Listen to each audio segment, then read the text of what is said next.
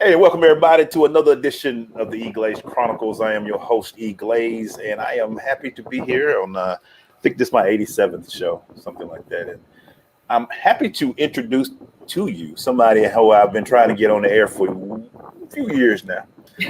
She's award-winning, Emmy-nominated TV anchor. She was in Atlanta a few years ago, and now she's back in MIA. I'm so glad to have her on. I've been wanting to have her on for a while. Everybody, please welcome Constance Jones. You see her. You see the at Constance Jones TV. Follow her on all our social media because it's a great follow for anybody to do. So, Constance, how are you doing? I'm good, thank you. For having me on today. I know we've been trying to work this out for a while, and because of the particular media companies I work for, sometimes it's a little difficult to get permission to do this sort of thing. So I'm very grateful that my boss gave me the double thumbs up and was excited for me to be involved with this conversation today. So I'm happy to be here. I'm really happy to talk with you. So I'm happy. Thank you, boss. Double thumbs up for me as well. Let's talk about the pandemic and you being down there in Miami now. How is it down there? Miami is the hot tourist spot. Everybody want to go to Miami. I've heard more people say MIA for a vacation. How is it now? Is it getting back to business? Is there some fears happening? What are you seeing down there in Miami? So if you've been to any travel website, you can see that you can easily book a flight to Miami for $29. And you can fly into Fort Lauderdale or Miami. So because of that, and because our doors were open a little bit faster than many other places, we experienced a rush of people during spring break. So it was quite aggressive. I think that's the best way to put it. It was a lot of people in a small space, especially South Beach. So working through the pandemic was overwhelming, but now that we are opening back up as a country, I don't think that we were prepared as a city to handle all the people who wanted just to have a good time. I think a lot of folks, they've been pent up inside, not able to have a real vacation, and not even able to travel internationally. So normally Miami is on that bucket list for people, I got to get to Miami, and if you get a ticket for $30-$40, you got a stimulus check, you can easily come. So I think we were overly inundated. I live very close to the beach. And so we've dealt with a lot of traffic. Unfortunately, we've seen a huge increase in crime, a lot of gun violence. I'm not attributing that to the visitors, but the stats show at least half of the crime connected to folks who are not from our area. So yeah, it's been a little overwhelming. But I imagine, things will begin to cool down when the summer gets really hot here. People are not trying to come to Miami in the middle of July. That's when it's super humid. Hurricane season starts bubbling up. So I think things will even out eventually. Yeah, and that's the thing. I looked at a few of those flights myself. I was like, that's not bad. I can figure it out once I get down there. But $29, $49 is not bad. How did you handle pandemic? Having to work, having to still give the news. How did you handle it yourself as a professional and personally? How did you handle the pandemic? So I've just been here in South Florida for 6 months. I work at the NBC station, but prior to that, I spent about the last 3 years working in Virginia, about an hour outside of DC. So I was the main anchor of the station that I was at. So we did not get a chance to quarantine at home. I think some TV stations had their news anchors anchoring in their living room. And I never experienced that at all. We were in the station every single day, even though it was a skeleton staff. And initially when it first happened, I think everyone was scared to death. And it was my responsibility to come into work and share this information with our viewers about what was going on. And I think, very important time. Things obviously escalated. Again, I was in Virginia, which was about 40 minutes away from Charlottesville, where the Unite the Right rally happened a couple of years ago. Also in Richmond, Virginia, which was the capital of the Confederacy during the Civil War, a place where there are dozens of Confederate monuments. So in addition to dealing with COVID, we, along with George Floyd, we had a lot of conversations and heated debates about race. So that really, I think, eclipsed COVID, at least from where I was working. And being the only woman of color at my station, having these debates and conversations and town hall meetings with COVID and with masks on, and trying to find a way to have these important discussions and educate people who I often feel are just maybe ignorant to the history of our country. That's what I like to say. So it was a difficult time. COVID was hard, and then us going through this racial reckoning, at least that's what some people call it.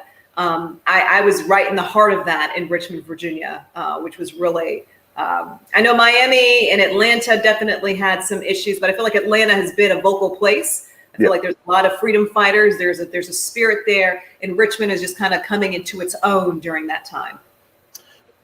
Did you feel, being a German American, a German Black American race, did you feel like you had to take that on personally though, because you were seeing some of the ignorant comments, and you were like, "Hold on, everybody. Let me speak let me speak on this, because we're not going to just." There was a lot happening. It seemed like 2020, everything could happen during that time. But did you kind of feel like, as an anchor, as the main anchor, that I got to also make sure that people understand what's going on in these situations? Did you kind of take that role on personally?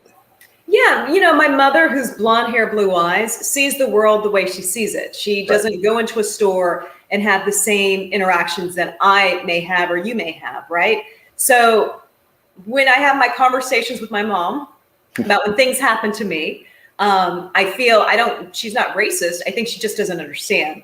And so I try to take that same knowledge to people who, could be my mom, my cousin, or anyone else who's in my family. Maybe they don't look just like me, but we're all a part of this human race. So especially in Richmond, where literally half of our viewers, 50 to 60% of our viewers are Black and brown, but the other half, 40, 45%, were white, right? So I'm talking to everybody, and people who may just not understand why maybe these Confederate monuments are seen as symbols of oppression for people like me. You mentioned I'm half German. I was born in Germany. My grandfather, most people who have German heritage have a connection to the war. My grandfather was Nazi. He was a part of Hitler's army. So if you go to Germany, there are no symbols of Hitler or the Reich or any of that. It's outlawed. It is not allowed. There's no celebration of the old way of doing things. But unfortunately, in America, I think that there's confusion as to when the South lost the war. I don't want to turn this into a big history lesson, but when I was in Richmond, I gave that perspective, and people knew I came from a mixed family. And I come from a pure place, because I do feel like some people are going to be what they are. And then I feel like we just sometimes just have a failure to communicate and have empathy for each other, right? I think, maybe sometimes Black people don't understand why white people may react this way, and they're racist, and vice versa. Like, why are they getting so upset about this? It's been here in our city for 100 years. So I think finding a common ground was really I don't want to say a peacemaker, but finding a way to have discussions was important. I mean, at that time, it was very dangerous. We had police escorts, and people calling me the N-word. It was a really uncomfortable time. I could not go to the store. I could not be out, because I was pretty vocal about my opinions on certain things. And people didn't like it, but I think it helped to further the conversation and hopefully, open up doors. So it is hard, to face change. And it takes a lot for you to look at the world outside of yourself, Black or white, right? If you think of your white neighbor, why did they vote this way, or why did they do this? You got to take a minute to think about why, right? Yeah. So that was really a part of what I had to go through. Not that I had to go through. I think I wasn't anticipating that. I'm sure nobody was anticipating the year that George Floyd brought for our country. Yeah. But going through that, when you went through that and knowing the vitriol you were receiving, the anger you were receiving, what made you get up every day and want to continue to do it, to continue to work, continue to tell, and continue to tell these stories and give history lessons that are very well needed? What made you get up every day to do that? Was it just the job? Was it that inner strength inside of you? What made you keep going? Because some people might not have been able to handle those things coming at them. Some people might be like, hey, let me just tell the news and go home. But you wanted to, no, this is important. What made you do that every day and want to do that? I I had a lot of support from my managers. You know, they looked to me. We had a lot of discussions, and I had managers who came from different backgrounds than I did and who didn't understand why people were trying to tear down the monuments, right? So I think because there was so much learning happening in my office place, it made me feel like I had a responsibility to be there. So it went beyond a paycheck. It went beyond this is my job or this is my career. For that moment in time, I felt like this was what I was called to do, that I was there for that exact moment. I'm not there now. Obviously, I'm in Miami. It was hard for me there. I'm not going to lie. There were times where I just thought about quitting. I mean, in Atlanta, I ran into some issues. I signed a non-disclosure agreement, so I can't really go into details. But I chose to leave Atlanta because I was like, I'm not dealing with this. Right. And so I left. It was my choice to leave. Despite some arguments I had with managers. And so I've done that before. I've left before, probably earlier than I needed to. But in Richmond, in Virginia specifically, I felt like that's what I needed to do. That was my job for the moment. I'm sure the same when nurses were dealing, and I'm not comparing myself to a nurse or a doctor during COVID, but when you know your job is important for that moment in time, sometimes news can be overwhelming and silly, and you hear fake news and you hear the critiques and the criticism, but news can also be a great opportunity to share stories and to connect and to grow as a people. And I felt like that was the moment for us as journalists. You've been able to, over your career, tell the news in a few places. You've anchored and you've been a reporter in a few places.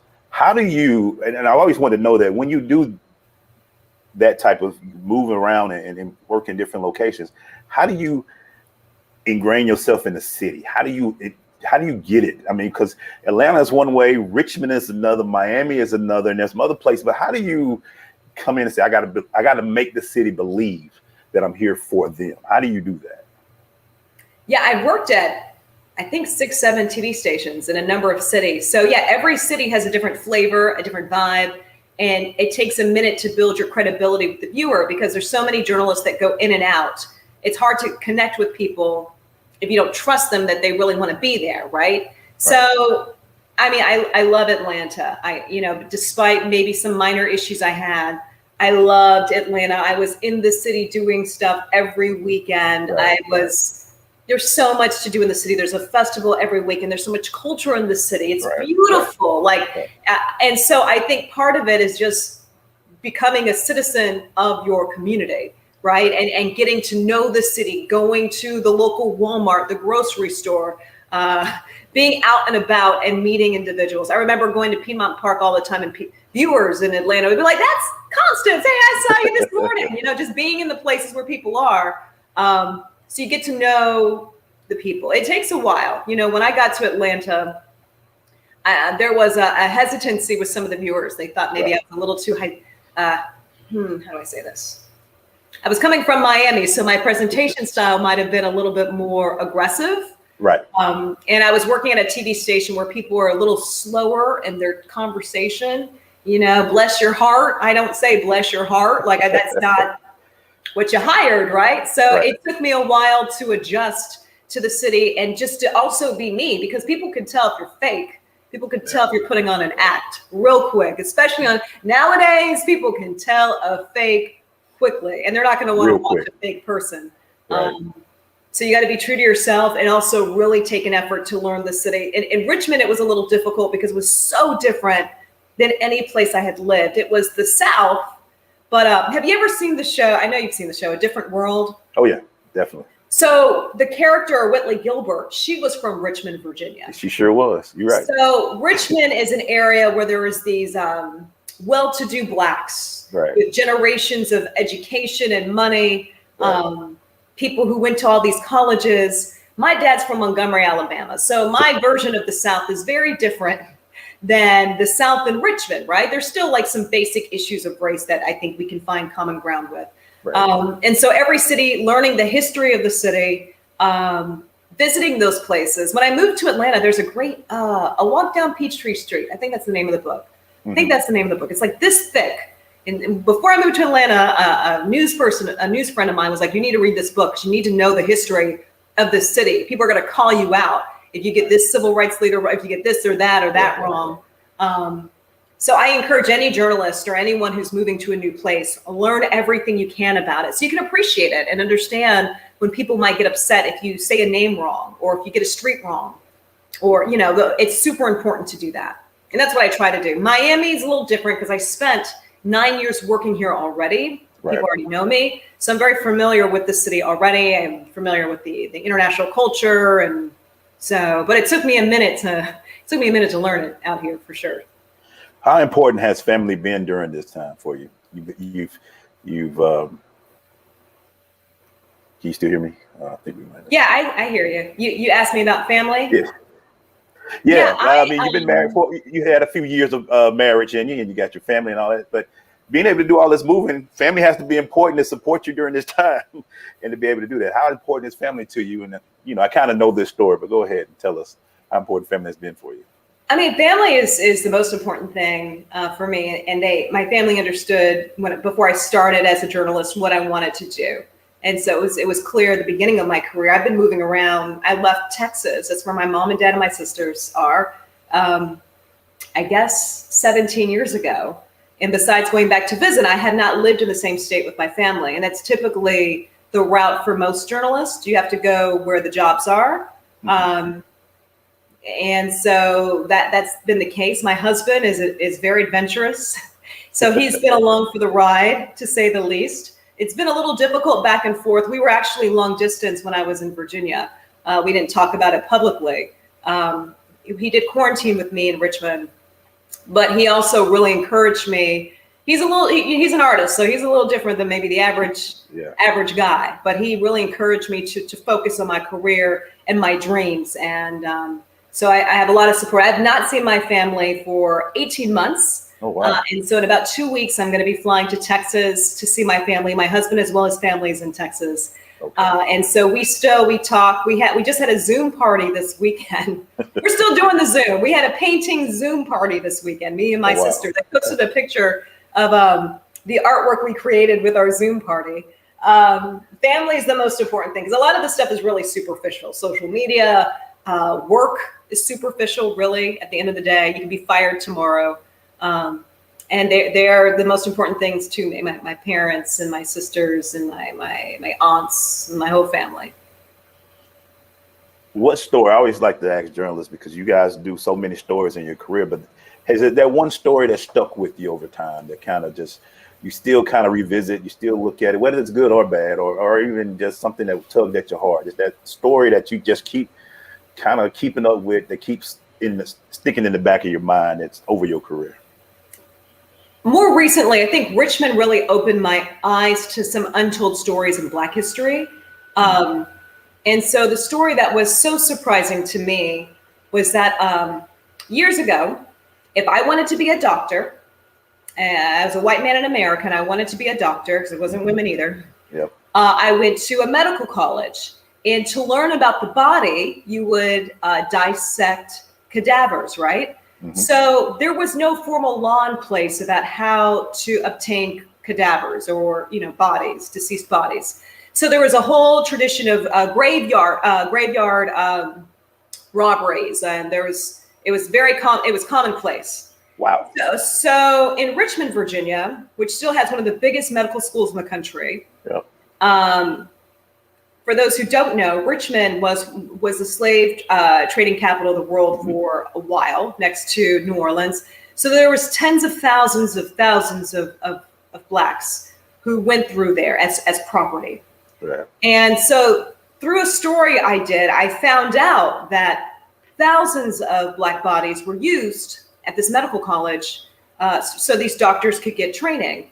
And so oftentimes, Blacks didn't have, there was people who were like grave watchers, and they would watch the grave for the first 10 days, because after the body isn't fresh, students couldn't use the body, like it started to decay. So family members would keep watch at the grave sites so that the bodies wouldn't be dug up and then used for learning, right? So that was one of the craziest stories that I covered, because I just, that's something that's not discovered. This happened across the country though. Right. Most Wow. notably in Virginia, because there's a big medical school and there was a lot of supply of Black bodies. I Wow. hate to say it that way, but that's really how it was. Yeah. Students were advertised to, like, you'll have so many bodies to use, and the images that I was able to get from the school, I did a full piece on it. School never apologized. They recognized what had happened. I think they planted a tree in honor of those. Still really disgusting to me, and I feel like the sins of our past will continue to haunt us until we recognize, what happened. It happened, and I mentioned that the fact that I'm half German and my grandfather was a Nazi. With the Jewish people and the German people, there's a recognition of the tragedies of the past. It's clear, it is taught. But I think in Black history, you don't hear the stories of the thousands of bodies that were stolen from graves to be used at a prestigious medical college 120 years ago. It wasn't even that long ago, right? There's pictures of it. You can Google it. Virginia Medical School grave robbing. Wow. Hundreds of pictures. They used to take pictures next to the cadavers of fresh bodies that were dug up and used. Wow. That was probably, and I know it's kind of a really... No, but it was a heavy story for me. It was heavy. And then I actually met someone who her grandmother 5 times removed was buried in Richmond, and she was hoping to find the site somewhere. And of course, a highway was paved right over the graveyard where she was. So there's a lot there's a lot of reckoning that still needs to be done, in my opinion, when it comes to our history. Absolutely, because, speaking of that story, Tulsa just did its 100-year. Yeah.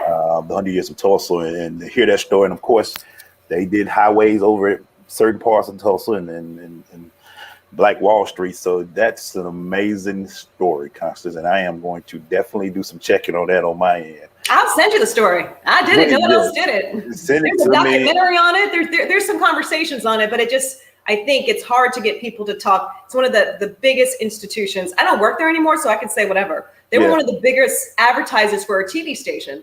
So it was even like a little controversy about me doing the story about someone who pays for ads on our TV station, right? Like that. Wow. And no one wants to talk about it, but there's always a little bit of editing on our story selection if it could affect our advertising revenue. But my boss was like, it's a good story. Like, I don't think he thought it all the way through, but it made air. So. Wow. Yeah. Please send me that, because I'm all the way interested. What's been the biggest thing you've learned about yourself during this time as a journalist?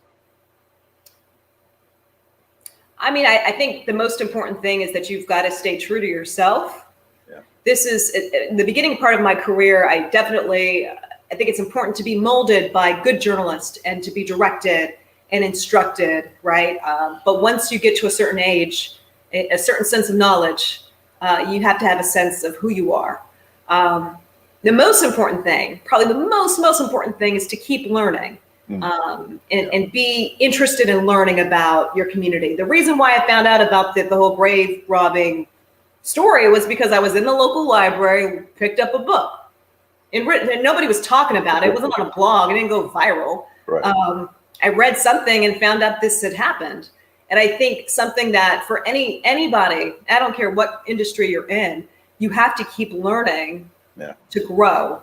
I know that's something everyone says that, but it's so important. I don't know how many people are more focused on their Instagram posts versus like, did you read a book this week? Please read a book. Come on, girl. Come on. Yeah. Come on, brother. Like, please read something, learn something. So when we have these conversations, you can handle the conversations. It's cool if you got a great Instagram page. It's cool that you look cute. Cool. But can you have a conversation when it gets down to it? Because it's going to happen. And the ones who have the knowledge are the ones that are going to be able to move ahead. And then the others are just often get replaced, especially in this industry. Yeah, absolutely. Let me go back to something real quick about your growing up. German mom, dad from Montgomery, Alabama. You can tell I'm from the South too. Yeah. How did you, knowing, like you said, your mom who didn't understand some things and knowing where your dad came from, how did you try to learn both sides and try to make it both understand it? Because that's a big difference. Granddad in the one part of the Nazi Germany, your dad grew up in the South where it's very with some racial tones in this area, you know, down in the South. How did you grow up in that type of dynamic and learn both sides and love both sides? And my grandfather on my dad's side was a sharecropper. And when he ended up retiring, he had a little trailer on the land that he farmed peanuts for years. So the very extreme backgrounds. Yeah. But I didn't know it was extreme. Like, you don't know it because that's just your life. Right. I also grew up in a military community. So there's a lot of people just like me, or maybe Korean and Black, or from, you know, Filipino, or I grew up with a lot of multiculturalism because I was always near military bases. In fact, my family retired in Killeen, Texas, which is probably one of the most diverse little cities that you'll find, because there's so many military. I grew up eating kimbap and yucky mandu and kimchi, and my girlfriend was Korean, my other friend was German, and, you know, people were from all over the place. So I didn't have a sense of myself or how the world saw me until I went to college. And I think that's when I started to learn who I was as a Black woman, because I never really saw myself outside of being, oh, my mom's German. You know, I didn't really think of anything until college, when I was faced with extreme issues in Texas. Right. And I would say, I mean, I always had some issues with my family growing up, but college is really, I think, the eye opener for me. I joined a Black sorority. I was active in the NAACP. I mean, I had to really learn some things I didn't know. And I think it's okay to say, yeah, I didn't know. My mom couldn't teach me certain things, and my dad wasn't discussing certain things in our household. So I had to learn a little bit about, oh, this is why people act this way with us, or this is why things are this way. Military communities are like a kaleidoscope of happiness and so many different backgrounds, people mixed. There's tons of mixed race families. So it's not unusual. But again, when I went to college outside of Houston, Texas, I was quickly put into a group, and I understood I was a part of that group, you know, but I didn't get that until I was like 18. Wow. Constance, I just so appreciate you coming on. I have learned so much from you today. But let me end it with this. Wherever you at, when you sign off in the morning, let me ask this real quick question.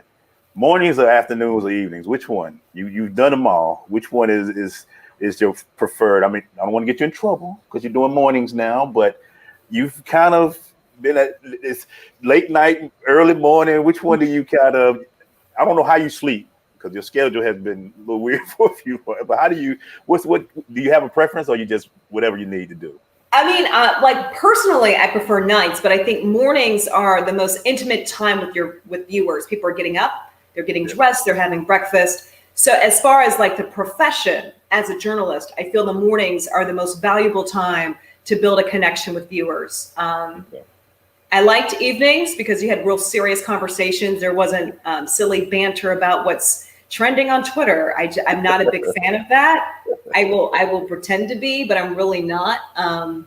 But the mornings are the best times because that's when you are starting your day fresh, ready. And if you're turning on the TV to watch me for 15 minutes, I hope that I can give you some useful information. At night, people are really somewhat watching, somewhat not. I don't think there is many viewers at night nowadays as there are in the mornings. If you watch the shows in the mornings, their morning shows, they've got like 5-6 anchors in the morning. At night, there's one, maybe two. Right? So, so mornings are fantastic. And, you know, I just thought about that. That does make sense. Mornings, you got to get you wonder what the weather is. You wonder what's going on. You got children, how the school's going to look. And, hey, is anything I need to know before I go out there? Some craziness going on that I need to know traffic-wise. So, yeah, mornings are more intimate because we need that morning. So that's interesting. But last question. And, again, I thank you so much for joining. I'm glad we were able to do this. Yeah. When you sign off, what do you want your viewer to be able to have seen from you once you sign off? When you say, and for Constance Jones off the air, what do you want them to see, no matter, you know, once you sign off for that day? I want them to be happy and informed. I'm not there to necessarily entertain, but I want them to have a sense of what's happening in their community. It's important to know what's happened to your neighbor down the street. It is. You need to know what's happening. It's not useless. It's not useless information. So I'm hoping that by the end of the show, for as long as you watch, that you're informed and you feel like you're ready to handle the day. That's my hope.